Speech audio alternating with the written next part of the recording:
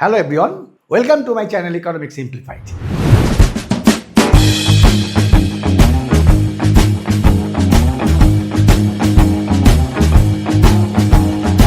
আজকে যেটা আমি আগের ভিডিওতে বলেছিলাম যে ডিফারেন্ট টাইপ অফ কস্ট এবং তার কিছু অংশ আমি আগের ভিডিওতে এক্সপ্লেন করেছি। আজকে আমি যেটা দেখাতে চাইছি, যেটা আমি এই ভিডিওতে তোমাদের কাছে রিপ্রেজেন্ট করব, সেটা হচ্ছে প্রাইভেট কস্ট এবং সোশ্যাল কস্ট আর variable cost and fixed cost. Private cost মানে কি? প্রাইভেট কস্ট মানে ব্যক্তিগত ব্যয়। অর্থাৎ আমি একজন উৎপাদক, আমি একটা এক্স কমোডিটি তৈরি করছি, তাহলে এক্স কমোডিটি তৈরি করার জন্য আমার পকেট থেকে কত ব্যয় যাচ্ছে অর্থের আকারে, that is the private cost. এবার এই প্রাইভেট কস্টের আবার দুটো ভাগ বলেছিলাম, মানে ইকোনমিক কস্ট যাকে বলছি, মানে private cost is equal to economic cost. এবার ইকোনমিক কস্টের আবার তিনটে পার্ট। একটাকে আমরা বলছি মানি কস্ট বা এক্সপ্লিসিট কস্ট, 2 নম্বর বলেছিলাম আমরা ইমপ্লিসিট কস্ট, 3 নম্বর বলেছিলাম আমরা নর্মাল প্রফিট। ওই জন্য দেখো বলা হচ্ছে private cost is equal to economic cost is equal to explicit cost plus implicit cost including normal profit. অর্থাৎ গোড়া বাংলা যাকে বলা হয়, একটা এক্স দ্রব্য তৈরি করার জন্য একজন প্রডিউসারকে যে অর্থের আকারে ব্যয় করতে হচ্ছে। এবার ইকোনমিক্স জানলে পরে সেখানে আবার ইমপ্লিসিট, এক্সপ্লিসিট, নর্মাল প্রফিট এই ব্যাপারগুলো তোমাকে জানতে হবে। এবার সোশ্যাল কস্টটা কি? সোশ্যাল কস্ট মানে হচ্ছে সামাজিক ব্যয়। অর্থাৎ সামাজিক ব্যয়টা আবার কি?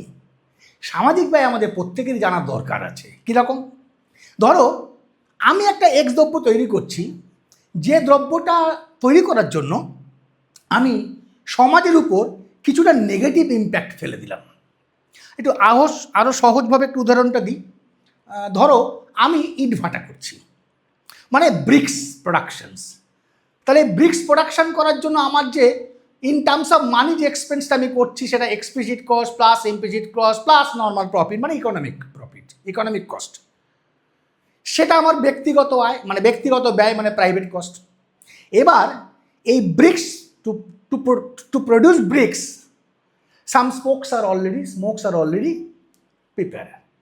অর্থাৎ কিছুটা ধোঁয়া কিন্তু আমি তৈরি করছি। The industry will generate or the factory will generate some smokes. এবার এই যে স্মোকসটা তৈরি হচ্ছে, ধোঁয়াটা তৈরি হচ্ছে, এটার জন্য তো আমি খরচ করিনি, মানে আমি তো পয়সা দিচ্ছি না, এটা অটোমেটিক তৈরি হচ্ছে। তাহলে বাই প্রসেস এই যে ধোঁয়াটা তৈরি হচ্ছে, এটা আমার এনভায়রনমেন্টে যাচ্ছে, পরিবেশে যাচ্ছে। এবার এই পরিবেশে যাওয়ার জন্য কিছুটা পরিবেশ দূষণ হলো, মানে এনভায়রনমেন্টাল পলিউশন। ধরো আমি যে এরিয়াতে এটা করেছি, সেই এরিয়ায় এই কোম্পানিটা তৈরি হওয়ার আগে লোকজন খুব সুস্থ ছিল, সবল ছিল, ইত্যাদি ইত্যাদি। এবার এই ফ্যাক্টরিটা তৈরি করার জন্য ওই এরিয়াতে after few months or few years whatever দেখা গেল ওই অঞ্চলের লোকেরা বিভিন্ন রোগগ্রস্ত হয়েছে। কীরকম? কেউ শ্বাসকষ্টে ভুগছে, কেউ হৃদরোগে ভুগছে। তাহলে তাকে কিন্তু তাদেরকে maximum people are suffering this type of diseases. তাহলে তাকে ডক্টর দেখাতে হচ্ছে, তাকে প্রেসক্রাইব করলো, বিভিন্ন ওষুধ খেতে হচ্ছে, একটা মানি কিন্তু তাকে এক্সপেন্স করতে হচ্ছে। তাহলে এই টাকাটা কিন্তু সে খরচ করলো কেন? Due to disease. তার উৎপত্তিস্থল কেন? স্থল হিসাবে কে? I am the liable person. কারণ আমি যে প্রোডাকশনটা করেছি, সেই প্রোডাকশনের মাধ্যমে যে নেগেটিভ ইম্প্যাক্ট আমার পলিউশন হিসাবে পরিবেশে পড়লো, তার একটা রেজাল্ট হিসাবে কিন্তু ওটা আসলো।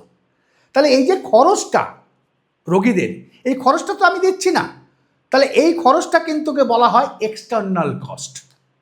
এই খরচটাকেই বলা হচ্ছে external cost of the production. তাহলে এক্সটার্নাল কস্ট কোনো একটা উৎপাদনে থাকতে পারে, সেটা পজিটিভ হতে পারে, আবার সেটা নেগেটিভ হতে পারে। এবার আমার উদাহরণে এটা নেগেটিভ হয়েছে, তাহলে এক্সটার্নাল কস্ট সাধারণত নেগেটিভই হয়। তাহলে এই নেগেটিভ যে এক্সটার্নাল কস্টটা আসলো, এই খরচটাকে আমি দিচ্ছি না, তাহলে এটাই হচ্ছে আমার সোশ্যাল কস্ট, অর্থাৎ সামাজিক খরচ।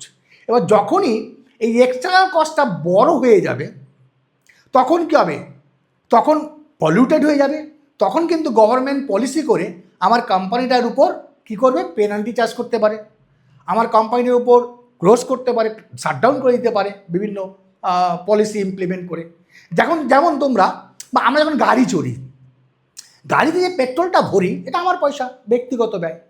যে কমফর্টনেসটা ইউজ করছি বা পাচ্ছি, আমার আনন্দ, আমার স্বাচ্ছন্দ্য। কিন্তু গাড়ির ভেহিকেলসের পেছন থেকে, সাইলেন্সার থেকে যে ধোঁয়াটা বেরোচ্ছে, এটা আমার এনভায়রনমেন্টটাকে পলিউটেড করছে।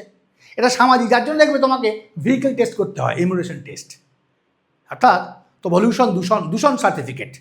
প্রত্যেক পেট্রোল পাম্পে গিয়ে তোমাকে ওই মেশিনের পেছনে, সাইলেন্সার পেছনে ঢোকাতে হয় পাইপটা, এবং সেখানে একটা দেওয়া আছে পরিমাণ, কার্বন মনোক্সাইড এত, কার্বন ডাইঅক্সাইড এত পার্সেন্ট, ইত্যাদি ইত্যাদি। সেই লেভেলটা অবধি পরিবেশকে তুমি দিতে পারো, বিকজ পরিবেশ দূষণ তো হবেই কোনো কনজামশনের জন্য, যে কোনো ধরনের কনজামশনের জন্য, কিন্তু সেই একটা সার্টেন লিমিট অবধি হবে। তারপরেই যখন ওটা এক্সট্রিম পর্যায়ে চলে যাবে, তখনই কিন্তু আমার চেকিংয়ে গেলে পরে আমি ফেলিয়ার হয়ে যাব, আমার ভেহিকেলসের উপর পেনাল্টি হবে, ইত্যাদি ইত্যাদি। সরকার এখানে পলিউশন ট্যাক্স বসায়। আমরা উঁচু ক্লাসে গিয়ে এগুলো পড়াই, বা উঁচু ক্লাসে তোমরা পড়বে গিয়ে, হ্যাঁ, how the government impose the pollution tax, হ্যাঁ, দ্যাট ডিপেন্ডস অন দ্য এক্সটার্নালিটিস, অর্থাৎ এক্সটার্নাল কস্টের উপর ডিপেন্ড করে। তাহলে সোশ্যাল কস্টটা কিন্তু, সামাজিক ব্যয় হচ্ছে কি, এক্সটার্নাল কস্ট প্লাস তোমার প্রাইভেট কস্ট। যখনই তোমার external cost is greater than the private cost, তখনই কিন্তু সমাজের উপর দায় হয়ে গেল আমার উৎপাদন করাটা, উৎপাদন ব্যবস্থাটা। সেক্ষেত্রে কিন্তু সরকারের ভূমিকা আসবে। সরকার কিন্তু আমার উপর বিভিন্ন পেনাল্টি করতে পারে, বা সেই রকম যখন অবস্থা যদি খুব চরম পর্যায়ে পৌঁছে যায়, তাহলে কিন্তু আমার সবার উপরে মানুষ, অর্থাৎ কমিউনিটি হিসাবে হিউম্যান, তাহলে সেই জায়গা থেকে আমার নিজস্ব স্বার্থ দেখার জন্য তো চলবে না। সেক্ষেত্রে গভর্নমেন্ট কিন্তু আমার কোম্পানিটাকে সিজ করতে পারে, শাটডাউন করে দিতে পারে। তাহলে এটাকে আমরা বলছি প্রাইভেট কস্ট এবং সোশ্যাল কস্ট। এবার এগুলো তো আমরা দেখলাম ডিফারেন্ট টাইপ অফ কস্ট, কিন্তু যেটা আমরা সাধারণত প্রতিনিয়ত ইকোনমিক্স পড়তে গিয়ে বিভিন্ন লেভেলে যেটা মেন আমরা কনসেন্ট্রেট করি, একটাকে আমরা বলছি ভ্যারিয়েবল কস্ট, একটাকে আমরা বলছি ফিক্সড কস্ট। ভ্যারিয়েবল কস্ট মানে হচ্ছে পরিবর্তনশীল ব্যয়, আর ফিক্সড কস্ট মানে স্থির ব্যয়। এখানে এই কস্ট দুটোর নেচার জানতে গেলে তোমাকে জানতে হবে যে পিরিয়ড, আমরা প্রোডাকশনের ক্ষেত্রে কী দেখেছিলাম বা আমরা দেখেছি, একটাকে আমরা বলি শর্ট রান পিরিয়ড, একটাকে আমরা বলি লং রান পিরিয়ড, অর্থাৎ স্বল্পকালীন অবস্থা, দীর্ঘকালীন অবস্থা। স্বল্পকাল বা দীর্ঘকাল। স্বল্পকাল কাকে বলে? অনেকে উত্তর দেয় দেখেছি পরীক্ষার খাতায়, এই 3 থেকে 6 মাসকে আমরা স্বল্পকাল বলি, বা লেস দ্যান 1 ইয়ার স্বল্পকাল, আর মোর দ্যান 1 ইয়ার্সকে আমরা বলি দীর্ঘকাল। গোল্লা। কারণ এটা ডিপেন্ড করে নেচার অফ ইন্ডাস্ট্রিজ। একটা সময় একটা ভারী শিল্পক্ষেত্রে যা স্বল্পকাল, সেটা কিন্তু একটা অন্য শিল্পের ক্ষেত্রে আবার দীর্ঘকাল হতে পারে। তাহলে প্রপার ডেফিনেশনটা কি? প্রপার ডেফিনেশনটা হচ্ছে, স্বল্পকাল বলতে আমরা সেই পিরিয়ডটা বা সেই সময়টাকে আমরা বলবো যেখানে কেবলমাত্র একটি উপাদান পরিবর্তনশীল, অন্যান্য সমস্ত উপাদান স্থির। So we will consider the short run that period where there are only one factor is variable, rest all other factors are fixed. Even if the technology and expansion, further expansion, that is called the scale expansion, এটাকে করা সম্ভব হবে না। অর্থাৎ টেকনোলজিটাও fixed, স্কেলও fixed. তাহলে একজন প্রডিউসারকে যদি উৎপাদন বাড়াতে হয়, তাহলে এই স্বল্পকালীন যে উপাদান সেগুলোকে বাড়িয়ে বাড়াতে হবে উৎপাদন। অর্থাৎ যে ভ্যারিয়েবল ফ্যাক্টরটা আছে, সেই ভ্যারিয়েবল ফ্যাক্টরের বাড়িয়ে প্রোডাকশানটাকে বাড়াতে হবে স্বল্পকালে। তাহলে স্বল্পকাল হচ্ছে একটা মাত্র ভ্যারিয়েবল ফ্যাক্টর, রেস্ট ফ্যাক্টর আর ফিক্সড, টেকনোলজি ফিক্সড আর স্কেল ফিক্সড। তাহলে দীর্ঘকাল কাকে বলবো? দীর্ঘকাল বলবো বা লং রান পিরিয়ড, আমরা সেই পিরিয়ডটাকে বলবো that is no concept of fixed cost, মানে ফিক্সড ফ্যাক্টর। তার মানে অল ফ্যাক্টরস আর ভ্যারিয়েবল, অর্থাৎ the producer can easily change the scale of operation, can easily change the technology.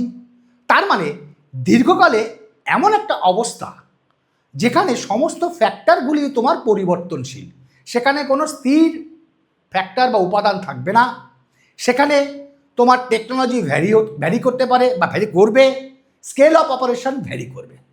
Clear? তাহলে fixed cost, variable cost কাকে বলবো? তাহলে fixed factor oriented যে cost আমরা পাচ্ছি তাকে বলবো আমরা ফিক্সড কস্ট, আর ভ্যারিয়েবল ফ্যাক্টর ওরিয়েন্টেড যে কস্ট তাকে বলবো আমরা ভ্যারিয়েবল কস্ট। তার মানে পরিবর্তনশীল উপাদান সংক্রান্ত যে ব্যয় প্রডিউসারের হচ্ছে তাকে আমরা বলবো পরিবর্তনশীল ব্যয়, আর স্থির উপাদান সংক্রান্ত যে ব্যয় তাকে আমরা বলবো উৎপাদকের স্থির ব্যয়। তাহলে এবার মাথায় ঢুকিয়ে নাও, বিভিন্ন এক্সামে বিভিন্ন অঙ্কে দিয়ে থাকে। তার মানে উৎপাদন যখন আমার শূন্য, উৎপাদন করছি না, কিউ ইকুয়াল টু 0, তার মানে টোটাল ভ্যারিয়েবল কস্ট মানে মোট পরিবর্তনশীল ব্যয় কত হবে? শূন্য। কারণ আমাকে র মেটেরিয়াল কিনতে হচ্ছে না, আমাকে অন্যান্য ফ্যাক্টর অফ প্রোডাকশন ব্যবহার করতে হচ্ছে না। ওই জন্য বলা হচ্ছে যে variable factor oriented cost equal to variable cost depends on the level of output. আমি কতখানি উৎপাদন করব তার উপর নির্ভর করছে ওই সিঙ্গেল ভ্যারিয়েবলটা কতখানি আমি ব্যবহার করব, number 1। Number 2, if Q equal to 0 then the variable cost equal to 0।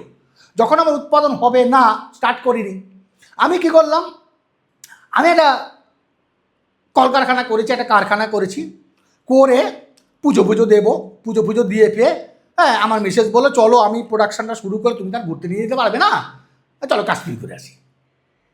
তাহলে এই যে কাশ্মীর ঘুরে আসতে গেলাম এই দিন 15-র জন্য, তাহলে আমার প্রোডাকশানটা পুজো করে দোকান বন্ধ করে কারখানা বন্ধ করে গেলাম। তাহলে আমি লেবারও লাগাইনি, র মেটেরিয়ালও কিনিনি, তার মানে কি আমার উপাদান সংক্রান্ত যেটা পরিবর্তনশীল আমার ব্যয় করতে হয়নি। তার মানে যখন কিউ ইকুয়াল টু 0 তখন total variable cost equal to 0। Clear? ঢুকিয়ে নাও। নাম্বার 2, ফিক্সড কস্ট ওরিয়েন্টেড যে কস্ট তাকে আমরা বলছি ফিক্সড কস্ট। এটা কিন্তু does not depends on the level of output, অর্থাৎ উৎপাদনের পরিমাণের উপর এই ব্যয়টা নির্ভর করে না। এই ব্যয়টা আমার উৎপাদন কম হোক বেশি হোক, এমনকি যে কাশ্মীর ঘুরতে চলে গেলাম তাও আমার ফিরে এসে কিন্তু এই ধরনের ব্যয়টা দিতে হবে। ওই জন্য বলা হচ্ছে কিউ ইকুয়াল টু 0 যখন, তখন some amount of fixed money has to incur by the producer, মানে আমাকে বহন করতে হবে। কেন?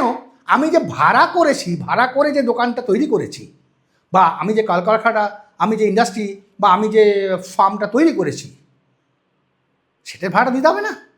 যে বাড়িওয়ালা তাকে তো রেন্টটা দিতে হবে, কাশ্মীর ঘুরতে যাই আর যেখানে যাই। আমি যে ব্যাংক থেকে টাকাটা নিয়ে ইনভেস্ট করেছি, মেশিনগুলো বসিয়েছি, রেট অফ ইন্টারেস্ট দিতে হবে তো, সুদের হারটা দিতে হবে তো। তাহলে এই যে ধরনের ব্যয়, এখানে আমার উৎপাদন হোক না হোক, কম হোক বেশি হোক, এমনকি 0 হলেও fixed cost has to be incur by the producer. ওই জন্য অনেক সময় ফিক্সড কস্ট বা স্থির ব্যয়কে বলা হয় ঝুলন্ত ব্যয়, মানে হ্যাংওভার কস্ট বা হ্যাঙ্গিং কস্ট। অর্থাৎ আমাদের ক্ষেত্রে দেখো, সাংসারিক জীবনে যারা আমরা থাকি, যে প্রত্যেকটা সাংসারিক জীবনে যারা থাকছে তাদের ক্ষেত্রে একটা হ্যাংওভার বা হ্যাঙ্গিং কস্ট থাকছে। অর্থাৎ মাসের 1 তারিখে 30 তারিখ হয়ে যাওয়ার পর পরের মাসে 1 তারিখ পড়লে আমাদের গলা একটা কোপ পড়ে যায় যে এইটা নির্দিষ্ট আমার খরচ দিতেই হবে। কীরকম? আমার যে ভেজিটেবলের খরচ, আমার যে ইলেকট্রিসিটি খরচ, আমার যে এডুকেশনের খরচ, এটা তোমার চাকরি করো আর না করো, বেশি করো কম করো, একটা স্পেসিফাইড অ্যামাউন্ট কিন্তু আমাদের প্রত্যেকের জীবনেই ব্যয় করতে হবে। Does not depends on the status of income, করতেই হবে তোমাকে বেঁচে থাকার জন্য। সিমিলারলি এখানেও একজন প্রডিউসার কিন্তু সে যখন ব্যবসাটা শুরু করার পর তাকে সে যদি রেন্টের মাধ্যমে বা ভাড়া করে বা বিভিন্ন রকম টাকা পয়সা যদি ব্যাংক থেকে নিয়ে যায়, তাহলে যে ব্যবস্থাপনার মধ্য দিয়ে সে ব্যবসাটা শুরু করলো তাতে কিছু ফিক্সড ফ্যাক্টর সে ইউজ করেছে, এবং সেই ফিক্সড ফ্যাক্টর ইউজের জন্য তাকে উৎপাদন শূন্য হলো, সেই ফিক্সড ফ্যাক্টর ওরিয়েন্টেড যে কস্ট তাকে সে বেয়ার করতে হবে। তাহলে এই যে ফিক্সড কস্ট এবং ভ্যারিয়েবল কস্ট, এইটাকে তোমরা মাথায় কিন্তু অবশ্যই বেশি করে ঢুকিয়ে রাখো, কারণ এটা আমাদের পরবর্তী সময় বিভিন্ন চ্যাপ্টারে বিভিন্ন এক্সপ্লেনেশনে তোমাদের কাজে দেবে। ও আগে যেগুলো করেছিলাম আমরা ডিফারেন্ট টাইপ অফ কস্ট, ওগুলো অবশ্যই পড়বে, nature of different type of cost. কিন্তু ওর থেকে সবচেয়ে বেশি গুরুত্বপূর্ণ হচ্ছে এই fixed cost and variable cost. এটা দিয়ে বিভিন্ন সময় আমরা ব্যাখ্যা করেছি, বিভিন্ন মার্কেট সিচুয়েশন এক্সপ্লেন করেছি, ইত্যাদি ইত্যাদি। তাহলে ভিডিওটা যদি ভালো লাগে কী করতে হবে? অবশ্যই লাইক দিতে হবে, চ্যানেলটাকে সাবস্ক্রাইব করতে হবে, আর যত বেশি পরিমাণে সম্ভব ততটা তুমি কি করবে? শেয়ার করতে হবে। তাহলে আজকের জন্য গুড বাই।